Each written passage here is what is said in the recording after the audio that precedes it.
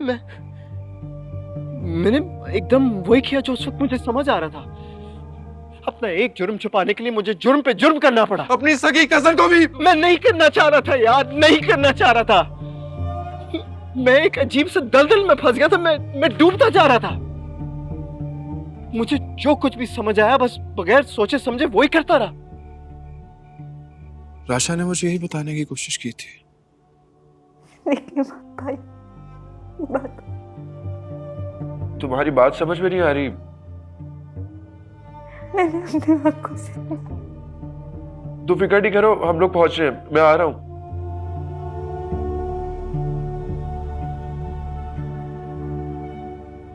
Hello Imad भाई, राशा को होश आ गया। उसने आंटी के नंबर से कॉल की थी, लेकिन कुछ समझ में नहीं आ रहा था क्या कहना चाह रही है। तुमसे क्या बात हुई उसकी? बस बार बार यही कह रही थी कि उसने सब कुछ अपनी आंखों के सामने होते हुए देखा है। Oh my God, seriously? अच्छा चलो ठीक है, मैं रास्ते में हूँ, तुम भी पहुंचो। वैसे कितनी दूर हो तुम? बस मैं निकल रहा हूँ घर से। बस चलो ठीक है, मैं भी आधे घंटे तक पहुंच जाऊंगा। Okay okay okay bye.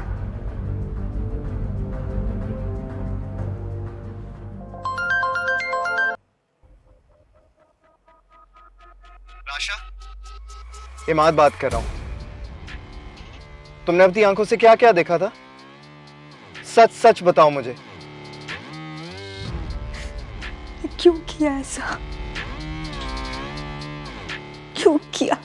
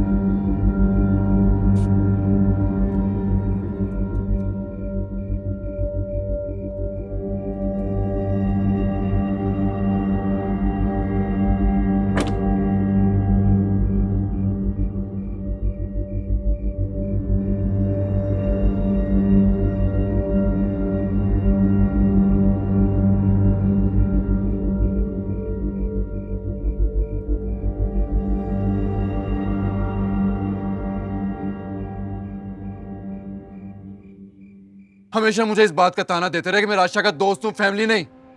दोस्त हो के मैंने राशा की कदर की, फैमिली हो के कैसे कर सकते हैं आप ये सब कुछ? क्योंकि उस वक्त मैं कुछ भी नहीं सोच रहा था निक, ना आगे का ना पीछे का।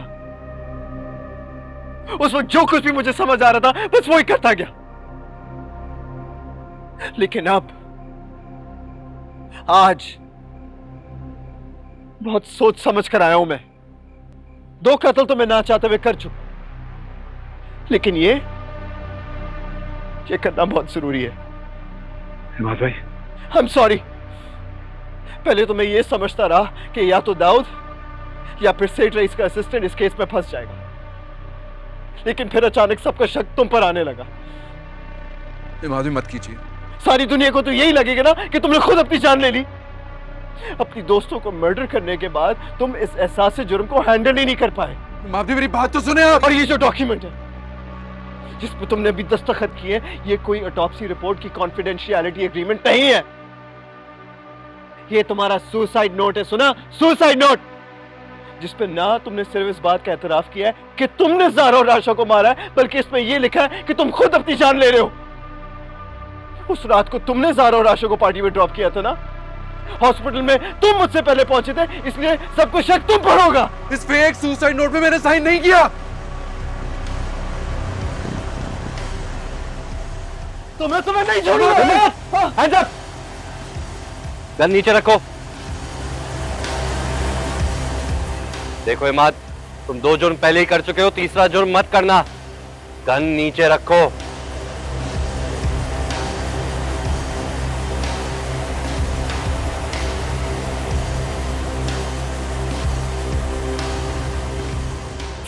Arrest him.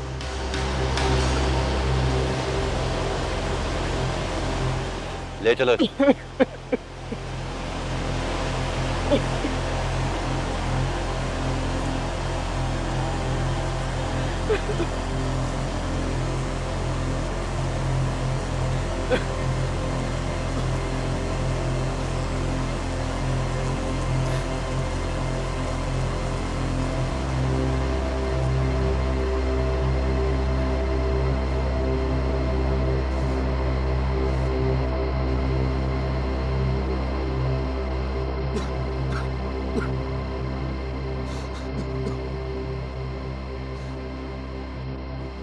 दाऊद, दाऊद मेरी बात सुनो। देख देख, मैं जानता हूँ कि मैंने बहुत गलत किया था तुझ पे गोली चला के। मैं तुझसे सॉरी कहने के लिए आया हूँ। तूने बिल्कुल ठीक किया था मेरे खिलाफ एफआईआर कटवा के।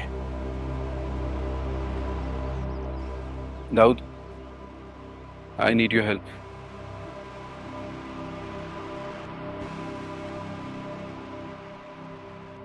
दाऊद, निक, आप दोनों को पुलिस स्टेशन आना होगा स्टेटमेंट रिकॉर्ड कराना। ओके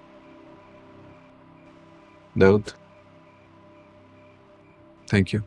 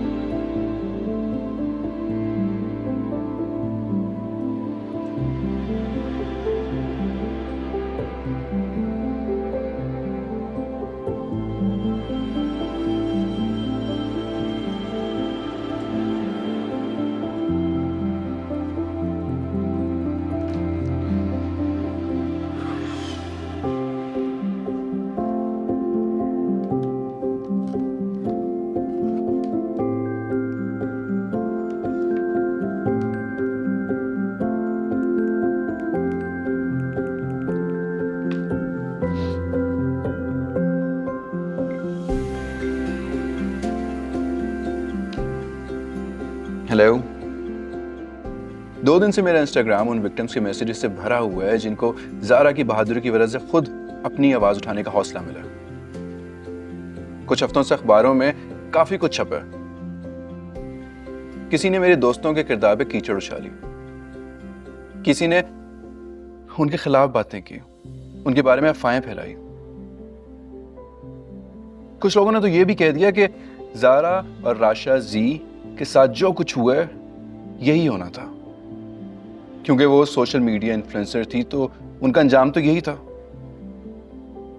मैं आपको ये बताने के लिए आया हूं कि ज़ारा और राशा का मर्डर इस वजह से नहीं हुआ क्योंकि वो सोशल मीडिया पर्सनैलिटी थी।